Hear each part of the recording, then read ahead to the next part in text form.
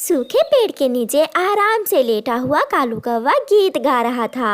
मैं कौवा काले रंग का, मैं कौवा कुछ ना करना मेरा काम, कालू कौवा मेरा नाम, कालू कौवा मेरा नाम, लो लो लो लो लो लो लो। जब उसकी नजर सामने से आती हुई चिड़िया पर जाती है, उसकी चोंच में भोजन देखकर कालू कौवा चिड़िया से भोजन लेने का सोचता है।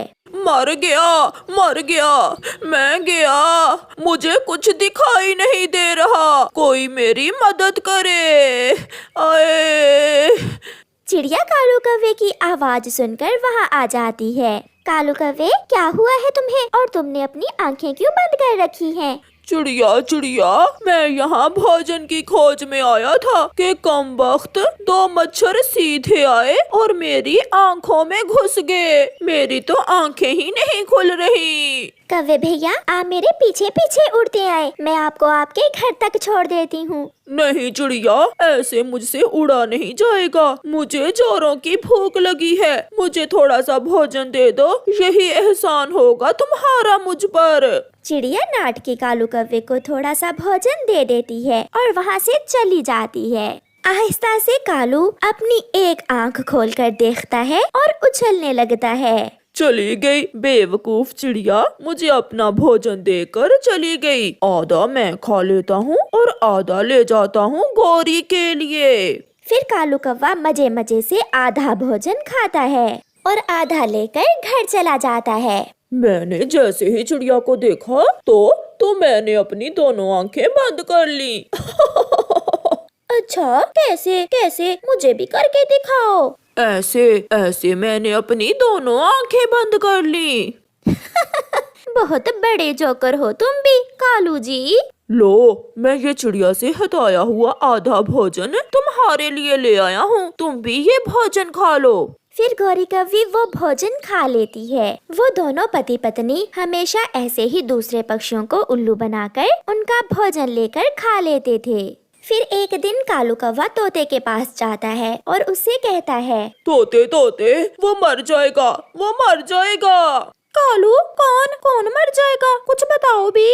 वो अमरूद का बड़ा पेड़, वो मर रहा है और वो अमरूद का बड़ा पेड़ मरते समय दो मीठे मीठे अमरूद खाना चाहता है। अमरूद का पेड़ भला अमरूद क्यों मांगेगा? ये मैंने उससे पूछा था, उसने कहा कि सारी जिंदगी उसने हमें मीठे अमरूद दिए हैं, इसलिए मरते समय वो भी मीठे अमरूद खाएगा। यार कालू, मैं तो तुम्हारी भाभी हरियाली के साथ दूसरे जंगल जा रहा हूँ, तुम ये 2 अमरूद ले जाओ और अमरूद के बड़े पेड़ को दे दो। कालू कौवा तोते से मीठे अमरूद लेकर वहाँ से भाग जाता है। वो वीराने में जाता है और वहाँ जाकर मजे मजे से मीठे मीठे अमरूद खा लेता है। वाह रे कालू, आज तो अच्छे भले तोते को ही उल्लू बना दिया मैंने। शाम को जब तोता और तोती दूसरे जंगल से वापस आ रहे थे, हरे भरे अमरूद के बड़े पेड़ को देखकर वो दोनों वहाँ जाते हैं। बड़े अमरूद के पेड़, आप तो अच्छे भले हैं और कालू कौवे ने मुझे कहा कि आप मर रहे हो और 2 मीठे अमरूद मांग रहे हो। मैं तो ठीक हूँ, तो क्या तुमने उसे मीठे अमरूद दे दिए थे? हाँ दोस्त। यही बात उसने मुझसे की और मेरे ऊपर जो 2 ही अमरूद थे वो तुम्हारा नाम लेकर ले गया। उसने मुझसे कहा कि मिठू 2 अमरूद मांग रहा है। पति जी, इसका मतलब उस काले कौवे के बच्चे ने हमें उल्लू बना दिया। तुम्हें तो बनाया सो बनाया, उस कालू कौवे ने तो मुझे भी उल्लू बना दिया। अब तो उस कालू को कुछ न कुछ करना ही होगा। रात को तोता और कबूतर चिड़िया के घर जाते हैं और चिड़िया को सारी बात बताते हैं। चिड़िया, वो हमेशा झूठ बोलकर हमसे भोजन ले लेता है, उसे सजा मिलनी ही चाहिए। उपाय मैंने सोच लिया है। चिड़िया, आप कल मुझे थोड़ी सी स्वादिष्ट खिचड़ी बना देना। खिचड़ी? कबूतर भैया, खिचड़ी से कैसे कालू कौवे को सजा मिलेगी? बाकी की बात मैं आपको कल ही बताऊंगा। फिर दूसरे दिन कबूतर चील के पास जाता है। चील दी, मैंने सुना है आपको मीठी खिचड़ी बहुत पसंद है। हाँ कबूतर, खिचड़ी में तो मेरी जान है। तो फिर आज शाम आप मेरे घर के सामने आ जाना, मैंने आपके लिए खिचड़ी बनाई है। मैं शाम से पहले ही आ जाऊंगी। कबूतर, खिचड़ी में शक्कर थोड़ी ज्यादा डाल देना। फिर कबूतर वहाँ से चला जाता है। चिड़िया भी मीठी खिचड़ी बनाकर ले आई थी। मिठू भी आ गया था। कबूतर भैया अब आगे का क्या काम है? चिड़िया बहन अब देखना कि कैसे पीटेगा कालू कौवा, वो भी डंडों से चील दी मारेगी उसे।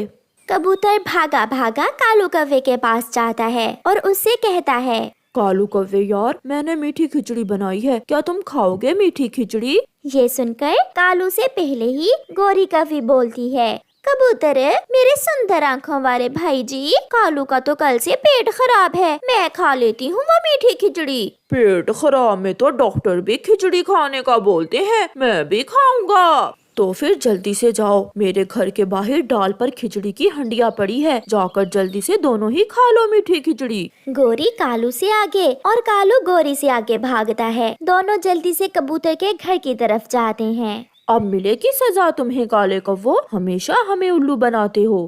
कबूतर भागता हुआ पहाड़ों पर चील के पास जाता है। बहुत मारा चील दी, मुझे कालू कौवे और उसकी पत्नी ने बहुत मारा है। कबूतर वो क्यों? कालू कौवे ने तुम्हें क्यों मारा है? चील दी, मैंने जो खिचड़ी आपके लिए बनाई वो मुझसे कालू मांग रहा था, मैंने मना किया तो मुझसे लड़ाई शुरू कर दी और मुझे मारा। उस काले कौवे की इतनी हिम्मत कि मेरी खिचड़ी तुमसे छीन कर खाए? उसे मैंने बताया था कि खिचड़ी तो मैंने अपनी चील दी के लिए बनाई है, मगर ये सुनकर वो और भी गुस्से में आ गया और मुझे डंडों से मारने लगा। ये है वो डंडा जिससे कालू ने मुझे मारा था। लाओ तुम ये डंडा मुझे दो और मेरे पीछे पीछे आओ, मैं देखती हूँ उस काले कौवे को। कालू अब बस भी कर जाओ, तुम्हारा पेट है या कुआं, अब मुझे भी खा लेने दो। बारी बारी, पहले तुम्हारी बारी थी और अब मेरी बारी है। दूसरे पेड़ के पीछे तोता और चिड़िया छुपे हुए थे। ये कबूतर न जाने कहाँ चला गया, अब तो कौवों ने सारी ही खिचड़ी खा ली होगी। इतनी ही देर थी कि चील भी डंडा उठाए भागी भागी वहाँ आ जाती है। रुको रुको काले कौवो, ये खिचड़ी तुम क्यों खा रहे हो?